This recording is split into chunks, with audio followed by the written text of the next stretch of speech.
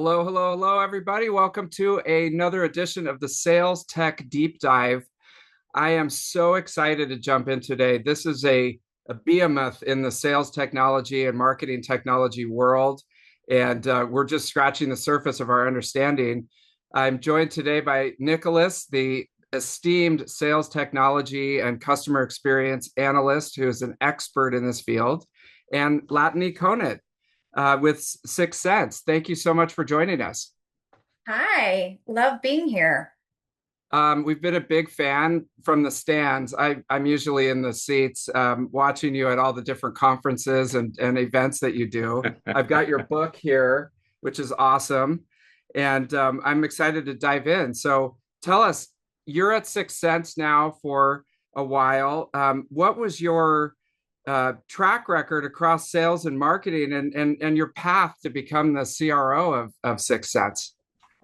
Yeah, so I'm almost 7 years at 6 Sense. It goes by like a blink of an eye.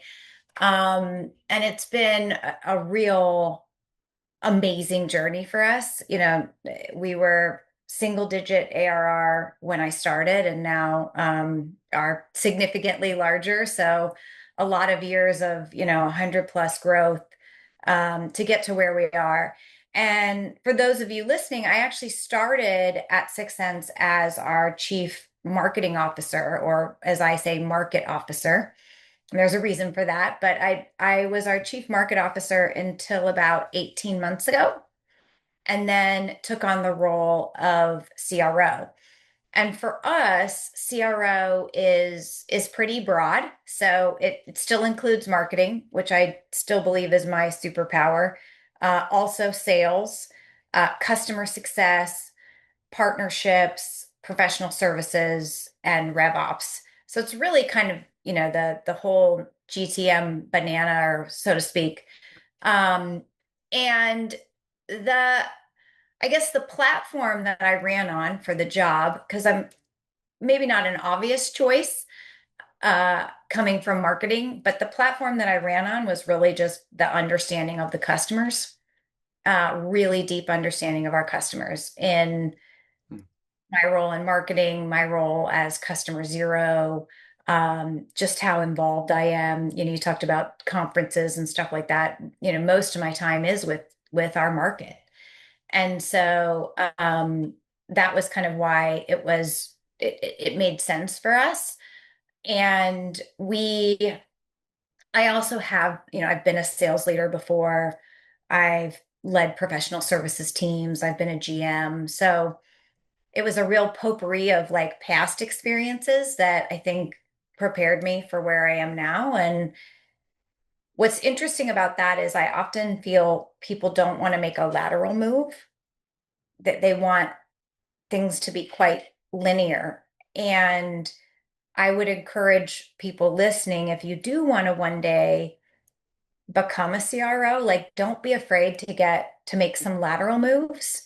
Um, because it's a pretty like wide functional skill set that you have to know to be able to operate all of these different programs and teams and functions. So that's my hot tip on that.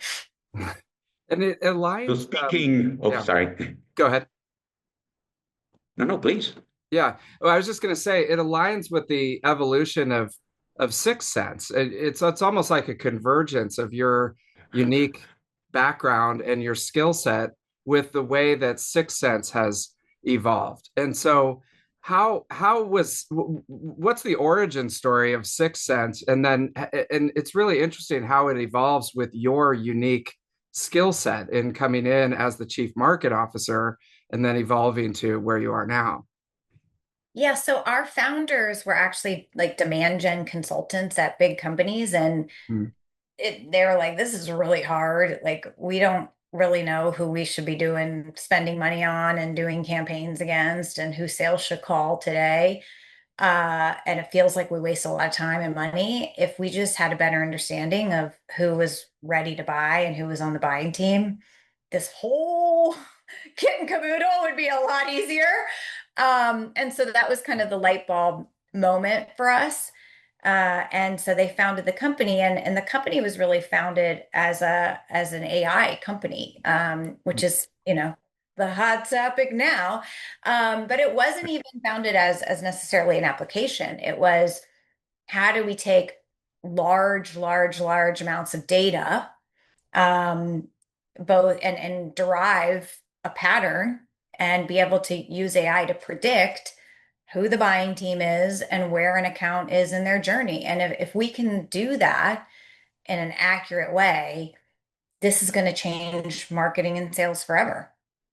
And so that was kind of the original premise. And it's still really core to 6Sense, is that big data, those, truly predictive AI models, not manual scoring, really looking at patterns. And then, of course, we've built an application layer around that to spin up a lot of great use cases for sales and marketing teams.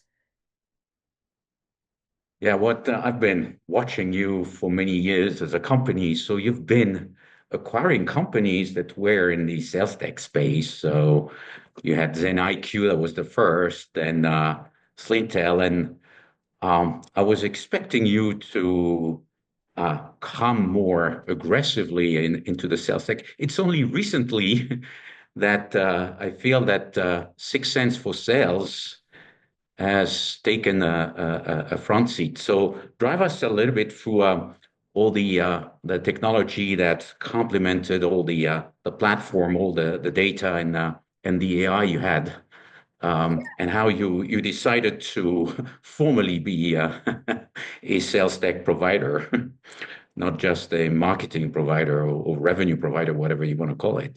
Yeah, so what's interesting is, again, so we figured out a way to understand, who's ready to buy and who's on the buying team, and then said, okay, how do we enable a bunch of use cases? And we always had us actually a sales, not always, but for the last, 5 years, we've had a sales intelligence application. You just bought it with the marketing application. So a marketing team would buy 6Sense to be able to use this rich data, to be able to run integrated campaigns, to be able to surface up intent data. And then there was like a part of the application that was like alerts to the sales team, or even like an application where sales could go in and see, oh, this account is ready to buy. Here's who's on the buying team. Here's their top intent keywords.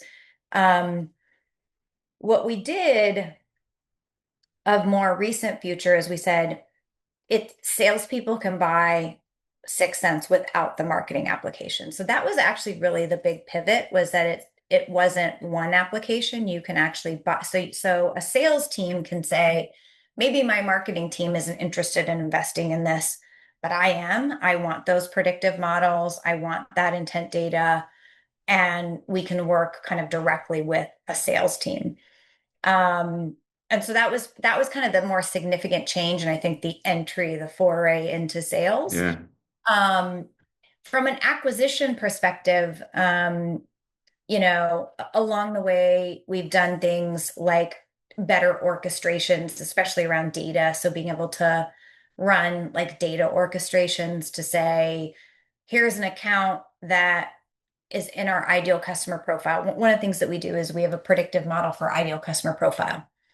So 6Sense is saying this account is in my ideal customer profile. We have, firmographic, demographic, account data. I should probably get this added to my CRM. Probably should add, the contacts that 6Sense predicts are the best contacts to buy, and push that to someone to work, right? So we realize that to make these amazing predictions actionable, we needed to have orchestration capabilities. So that got put into 6Sense to be able to, again, push and pull data in and out of 6Sense into your CRM, and queue some sort of activity. We then, we started on the account side, and we would partner with other people for contact data. What we found is that if we tell you an account's ready to buy, the next thing you want to know is, who the hell do I call? right? I mean, it's like such a logical next step. So we invested a lot from an application perspective in like buying groups and buying teams and be able to understand, here's the buying team, here's who's engaged, here's who's not engaged, here's who you need to reach out to. And why don't we just have one more click where you go and buy the contact data and 6Sense can provide that. And so that was really what Slintel was about, was like, how do we take it that one click further? And make sure that it's that they can really complete that workflow. And so that's been really, really successful for us. The other one that you mentioned is Sales Whale, was an acquisition that we made almost 3 years ago. And what we saw in Sales Whale is email is still the primary language of B2B. And so many companies had thought a lot about automating the sending of email, right? Like that's what marketing automation solutions originally were for. And then sales engagement platforms also kind of automated making sure the emails get sent, et cetera. No one had said, how do we make sure the stuff that's in the email is actually good? And what we loved about Sales Whale was they were so early using large language models to actually write and respond with better emails. And so we loved that. And we said, hey, we're, again, taking that workflow of an account's, here's an account, they look ready to buy, here's the buying team. We know their buying stage. We know their top account keywords. We know the technographics that they're on because we sit on all that data. We know, past opportunities. Now you put this like, agentic email product on top of that. And all of a sudden that workflow just got even more complete, right? To getting to a meeting, and to landing a meeting. And so the base of our like email agent product was the Sales Whale acquisition. And we're, our customers are loving that, right? It's like, let's just go and get meetings, and you think about a salesperson's time, and there are a lot of signals, someone changes jobs. We track that now. Like, let's not, that signal is now. Let's not wait a month. And so our email agents can go and land that meeting. Actually, 25% of my pipeline now is what I call autonomous, off of 4 key plays. The job change play that I talked about, go back to lost opportunities and try to reopen those opportunities. That's the second key play. High intent accounts and multi-threading into high intent accounts. And then, following up from events and webinars. Nobody touches It's it. fascinating. And where I was pushing you indirectly is there's so many players that rush with the LLMs to create emails. And I really felt that you have been holding on until the point where the email generated would be quality email. Because the impact of something generated that is off mark can be actually devastating. So we spoke about the Sales Intelligence Foundation. We spoke about the email, but recently you also kind of relaunched the campaign workflow, and it's obviously not just for marketing programs, but it has also some applicability to sales. So walk us through that uh, building block of your value prop. Yeah. So before I do that, I just want to like throw down some scary stats. We have a research arm here at 6Sense, and according to our research, 81% of the time, buyers have actually already picked the winner before they initiate contact. I find that colossally scary. And what that means is sales and marketing teams need to work much more closely together to be able to engage the right accounts and contacts early and often in a very coordinated way. And, the other scary stat is 30% of organic traffic is being 20 to 30% of organic traffic is being wiped away with zero click.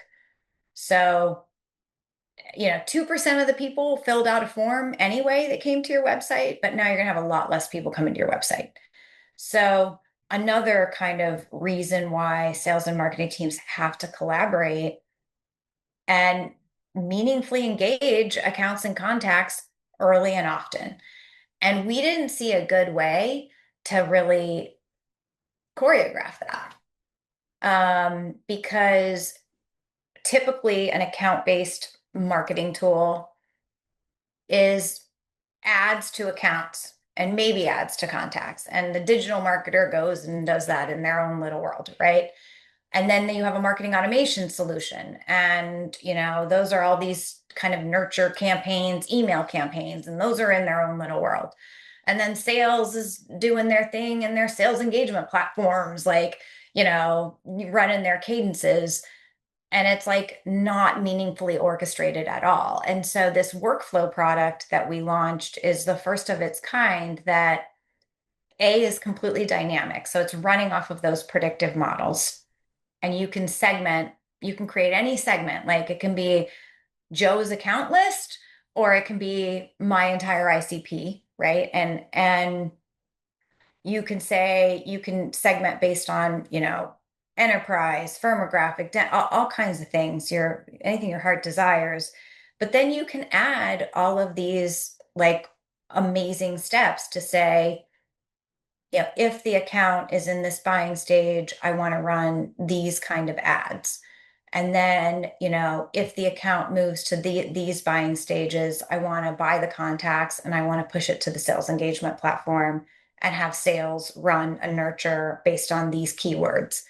And it's all really, really easy to use. And so the stuff that I'm explaining is stuff that our clients have been actually able to do. It just was hard, you know? And so what we're taking is what was a ton of work and making it drag and drop, really easy to execute for customers. And it's helping them make sure that they're meaningfully engaging early and often. Back to my scary stats. That is scary. Lenny, I've always wondered with 6Sense, how do you handle multiple funnels? So every company has like they might just have one ICP, but they might have 10 or 20 or 100 different ICPs depending on the size of the company. And I think that with the new product, I mean, you've been addressing that for a long time, but how do you handle when you've got multiple ICPs at a company? Yeah, I mean, that's completely normal. So what I prescribe is there's usually like one main one. Like you think about a hierarchy of, there's one that's kind of like this is our main one. And then what we set up for clients is what we call a go-to-market segment. So for me, a go-to-market segment would be commercial. And, and that it really typically aligns to sales territories. Like that's the easiest way to think about it. And so we have a commercial segment, we have an enterprise segment, and then we have a strategic segment and an EMEA segment. And those would be our like go-to-market segments. And then those are kind of the foundational ones. But even within like enterprise, we have tier one accounts. And so it goes enterprise, then tier one accounts, because I want to be able to report on how are we doing penetrating those tier one accounts. So it's kind of a hierarchy that you work through. And there's some plays or things that I want to only do for my tier one accounts. So I would grab that segment, so to speak. And you can do all kinds of different permutations in 6Sense. It's almost like too much. So sometimes people go too crazy and we have to back them off and say, all right, let's go back to the beginning, ICP, go to market, but I think the closer you align with like the sales territory design, the more successful you will be. And that helps with that alignment. Yeah. And the example that I'm thinking about is you're selling cybersecurity, Mhm. and you've got an enterprise team, a mid-market team, and a small business team. But then you have the VAR channel and the MSP channel and just somebody who just only follows up on inbound leads. And it's like it's almost, so what you're saying is each one of those teams would have their own go-to-market flow within 6Sense. Exactly. Okay. Exactly. And sorry, Nicolas. So the other question I had is, do you need all these other tools? So you gave the example of you've got sales in doing something, you've got demand gen doing something, you've got the CEO has a strategic vision for who he wants, or he or she wants the ICP to be. There's all these like different competing agendas within the go-to-market team. Do you need to just have 6Sense across the whole thing, or do you still need to plug in all these other things? So, when I think about that, well, I guess I'll go through like our stack, right? So Mhm. 6Sense is the brain of our stack, um, with, the predictive models and the segmentation that I talked about. 6Sense is also our main source of data. So a lot of people buy tons of data and waste a lot of money on all different kinds of data. You don't need to do that. So that's a consolidation play. Like we have technographic data, contact data, firmographic data, intent data. And we're actually an aggregator of other sources of data. So like intent and things like that. It's our own proprietary intent, but plus others. So you don't need 55 different intent providers. Um, and so that's kind of a nice consolidation story there. On the marketing side, whatever you're running, we don't run websites. So whatever you're running on your website, um, you need, but that syncs to 6Sense. So that if someone comes to your website and they're in a verticals segment, they're going to get the verticals case study, or they're in the commercial segment, they're going to get a commercials case study, as an example. Um, if you have some sort of chat on your website, we also would sync to that and like dictate the right chat pattern.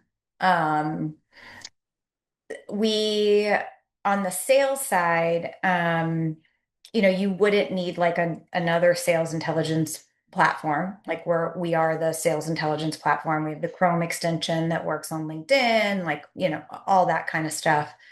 We are not a sales engagement platform. So typically what we see is people run 6Sense almost in their sales engagement platform. So we integrate with those so that it's like you find the data, you find the accounts, and then you can like push it to your cadence. Um, and then we don't do forecasting or call recording. So, those kind of key fundamental sales technologies are still things that I think are part of an ideal stack. My understanding of your workflow tool is that you can, in particular, sequence the engagement between an email or a voice channel.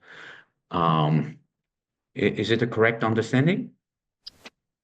Like a phone call, you mean? Yes. No, that would be a cadence in someone's sales engagement platform. Okay. Yeah. Okay. So we would cue start cadence from the workflow, but we're not really doing any of the like sequence or cadence management that a sales engagement platform. Yeah. Mhm. Um, Okay. Now we could queue our own email agents, right? So if you just said we're not even going to use an AE on this, we're just going to have the agent go bananas and book a meeting. Those are those autonomous plays that I talked about. Um, I see. that's an option too. Um, but phone calls and things like that are still queued off of like the sales engagement platform. Mhm. Okay. Makes sense. And So is there yeah. any capability on the sales front that we haven't touched?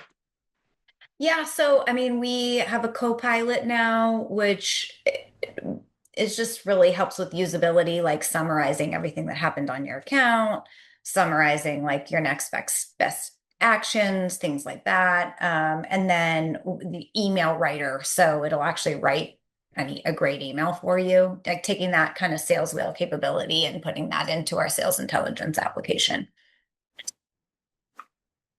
And I'm curious, who's usually the initial buyer of 6Sense at the companies? Is there a certain persona, or is it just kind of across the board at this point? No, it's a great question. I mean, for the bulk of my time at 6Sense, it's been a CMO, right? A CMO says we need better alignment across sales and marketing. We need to get way smarter in our pipeline development. We need predictable pipeline development. Everyone needs to be on the same sheet of music, et cetera, et cetera. So that's kind of like the history of 6Sense is more like marketing led. Um, like I said, when we made the products available to package and buy separately, that has changed. And now it's like sales operations, rev operations, and CROs who are saying, I wish that every company, sales and marketing, were super aligned. We find the bigger the company, the less aligned they are. And so there is a need to be able to have a product line that a CRO can say, yeah, this makes a lot of sense. Like we need to take control of our destiny. My reps are poking around and, they've got hundreds of accounts. They don't know where to focus. They don't know what they're doing. Like, how do we get more out of their time and things like that? So, Yeah. And it's easy to generalize because every company is different, but do you still find that there's that silo effect when you're talking to customers of sales is from Venus and marketing's from Mars or whatever that thing is? It's almost like this is probably going back 10 years, but they really were acrimonious a lot in a lot of companies. it again, the larger the company, typically the more siloed it is. And I would say certain industries are more siloed than others. If marketing is still more a brand and comms type of organization, they're going to be very siloed. If you talk to a CMO and she's running a pipeline forecast every week, and she is really, or he is really on top of funnel management and like then you're going to see a lot more sales alignment. And that's obviously like what we love and where we thrive. But we're fighting the fight. We're bringing them together as much as we can, to try to like unify the journey. Because you think about a customer, like the customer's journey isn't siloed. Like they're not like, oh, now I need to get handed off. They're just like, Yeah, they hate that. Yeah. yeah. So, so the more we can make it as elegant as possible, um, with things like our workflow engine, with things like better data on what they've done, in what we call the dark funnel, um, the better experience. And then again, back to that 81%, we want you to be the one. I want our 6Sense customers to be the one that's getting picked. Well, Nicolas, I'm sorry, I keep asking. I've got this expert here. So you said that in your research, 81% is before you even talk to them. You've been it seems like an advocate of brand, building the brand over 7 years at 6Sense. But the hard part with building the brand is that it's not like quantifiable. It's not, and it doesn't fit into the old demand gen. If I put $1 in, I get $4 back. It's very nebulous, but it seems like brand is more important than ever now. If they're making all their decisions before you even talk to them, then what? And G2 is collapsed. The traffic's collapsed. The trust radius collapsed. It's all being this little blurb at the top of your Google search. They don't click on anything anymore. So if they're doing all their research, they don't click on anything. It's like Armageddon out there. So brand,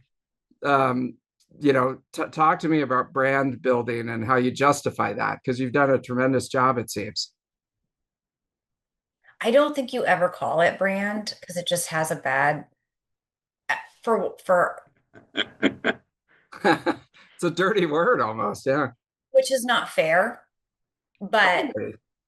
it can be somewhat lazy, And what's interesting is like never say never, but when I see like billboards and things like that, I'm like, huh, this is maybe why brand gets a bad name because I bet that's really expensive. And who knows if their ICP is on the Chicago freeway right now. I mean, maybe if you sell to trucking companies, then yeah, like that's a great, but like I think sometimes it's just like can be a little bit expensive and lazy.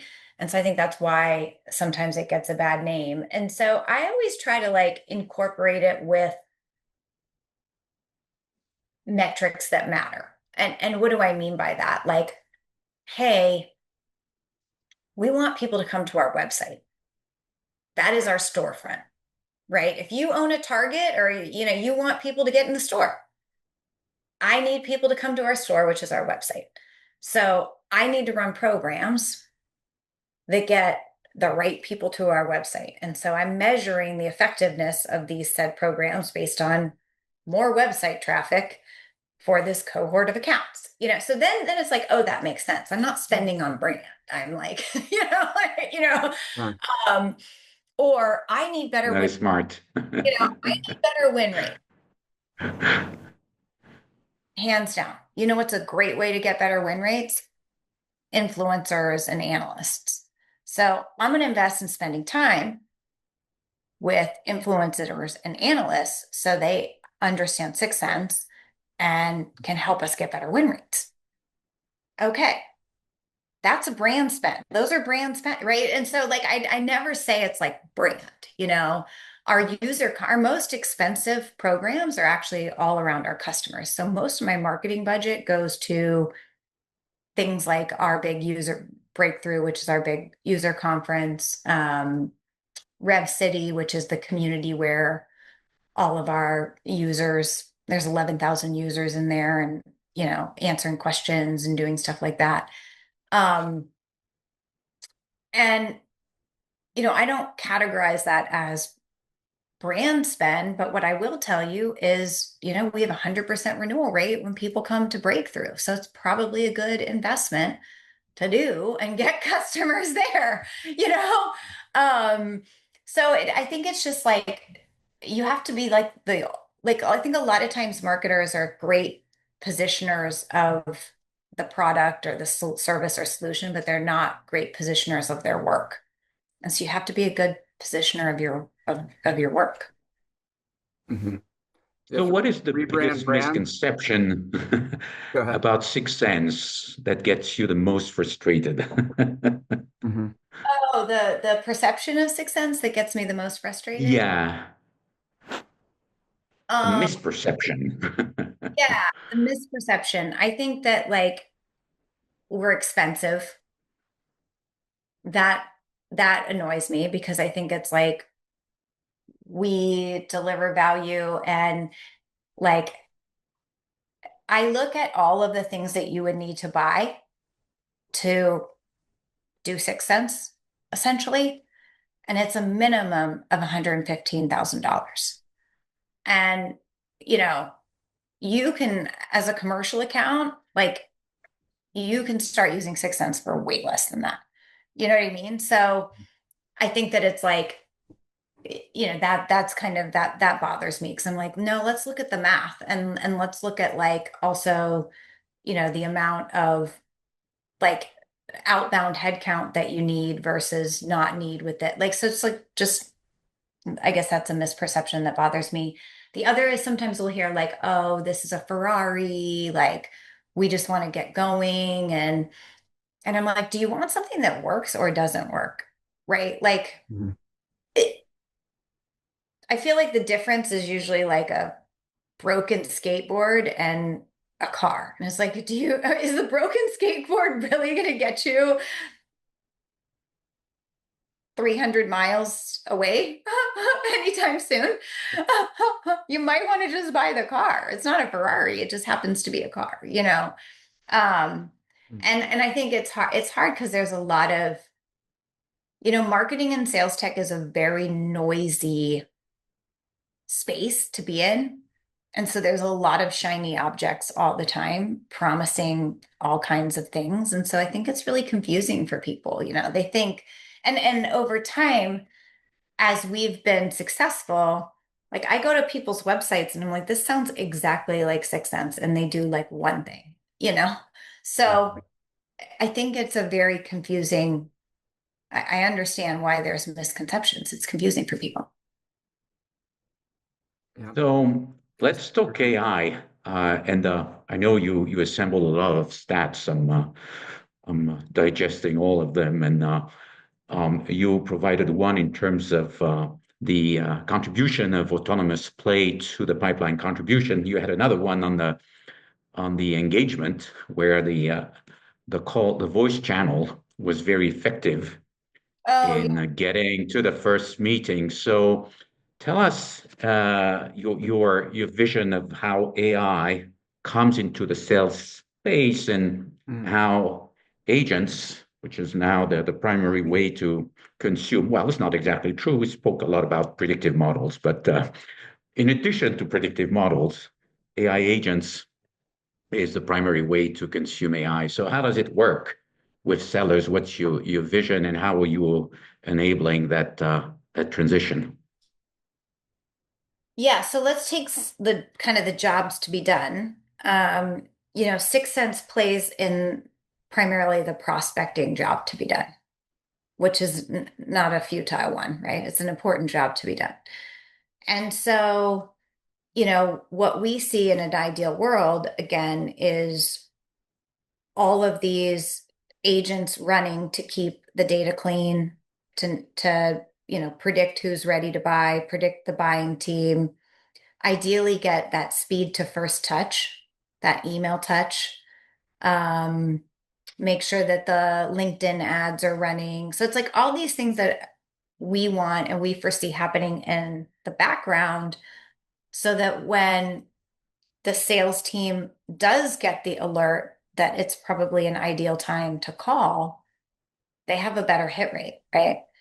And they can see in unison with marketing exactly what's happened on their accounts. So that's like that account summary where it's like an agent is saying, hey, here's all the marketing activities that have happened on your account. Here's their signals. They had a job change. So it's that curation. I think of it as like this curation of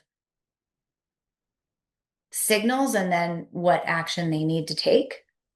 And that's what is front and center for the seller. Meanwhile, in the background, there's all these agents doing all this work that they don't have to think about, which makes their pipeline more consistent, which makes them not have to do, as much outbound. I mean, one of the things that we've seen with our email agents is, we still have a BDR team, but the number of touches that they need to do to get a meeting has gone down a lot, because we're doing all this stuff in the background, like better multi-thread, better get this account running. Our advertising agents are doing advertising to them.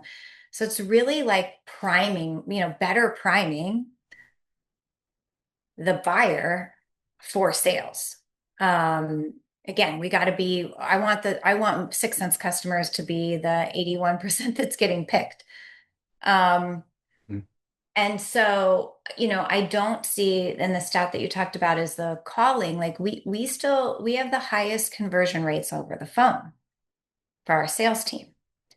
I don't see AI calling and it being effective right now. That could change, right? People's perspective on it and receptiveness to talking to an AI will probably change over time, like as it becomes more prevalent. But like right now, where we are on April 24th, I don't think that's going to be super effective. And so what we're trying to do is say, how do we make a sales team's time super valuable in doing the most human things in the cycle, calling, doing unique social touches, building their own brand on social. And then, obviously the things they do in the sales cycle. I'm just talking about prospecting. And so you still have a BDR team. Yes. Okay. But has it gone down as far as head count? I mean, it seems like a lot of the manual processes that they used to do are being replaced. Yeah. So what we've done is the inbound team we've replaced with an agent. So that is all done via our email agents. So like someone requests a demo or requests a meeting, and we've been able to take the time to meeting down and the conversion of that down pretty significantly. So that I see as like totally something that you can gentrify. Um, for our, I've yeah, never heard that word. That might be your word unless you heard it from somebody. Good. Sorry. I make stuff up all the time, words, I don't know. Um, Like and been able to gentrify inbound. yes, that I see as like completely. When we think about the BDRs, it's more of like like again, we want them doing the calling, we want them doing the social touches. We've improved our ratios and we've improved the productivity per BDR. Mm. Um, but at the same time, like for us, especially in enterprise and strat, that outbound motion is so critical. So, so it's not like we're eliminating at all. We're getting more productivity out of them. But our pipeline numbers continue to go up as we want to grow. And that just depends. I mean, I think what we've seen is a lot of AI SDR companies had some pretty bold claims that you didn't need any more SDRs.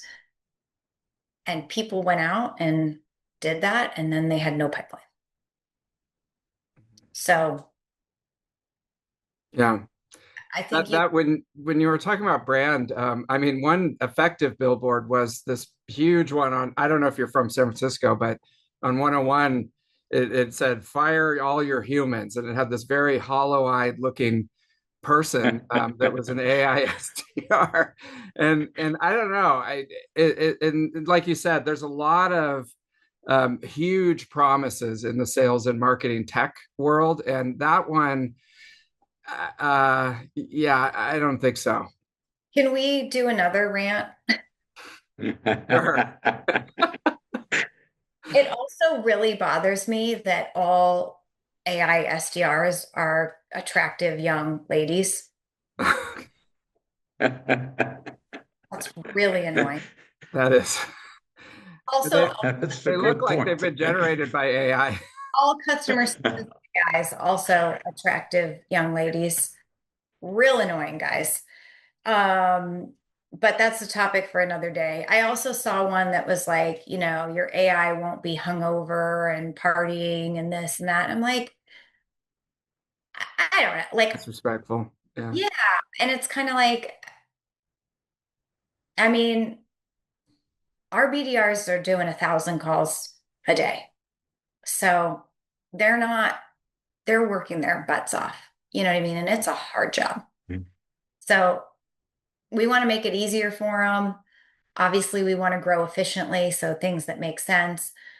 But I also think it's going to change a lot. So I think you just have to be open to like moving the dial in the right way and just being like measured and smart about it, Doing nothing, not an option, but also like I think firing your whole BDR team and hiring Samantha. Okay. And this is the last thing about that is I feel like we were in the predictable revenue, era from whenever that book came out to about 2 years ago when ChatGPT started. And now it's like we're in the era of unpredictable revenue, and it feels almost unmoored No, in I know. reality. Amazon is best with no click. Yeah, it is. It's on I I agree. Yeah, the dial, move the dial. And I know that you came up or one of your on your team with BDR Appreciation Week, which I'm sure that they appreciate because they do work really, really hard and it's a really hard job. So And those are a few, I mean, my favorite um moment at our President's Club is we always get all of the President's Club attendees that used to be BDRs. And I mean, we have strategic sellers who have grown up, at 6Sense starting as a BDR. Like that's amazing, yeah, So there's something to that. big time. Well, Nicolas, this has been amazing. I've learned a ton. Now all the misconceptions about 6 Sense have been cleared up for me. Good. So yeah, we can continue for quite a while. So for our listeners that would like to explore what 6 Sense has to do for sales specifically, what's the next step they should be doing? Go on Oh, your website, go hey, ask for a demo. We've got you. So like Fast. I'm LinkedIn, connect with me on LinkedIn. Um, yeah, always love getting to know sales teams.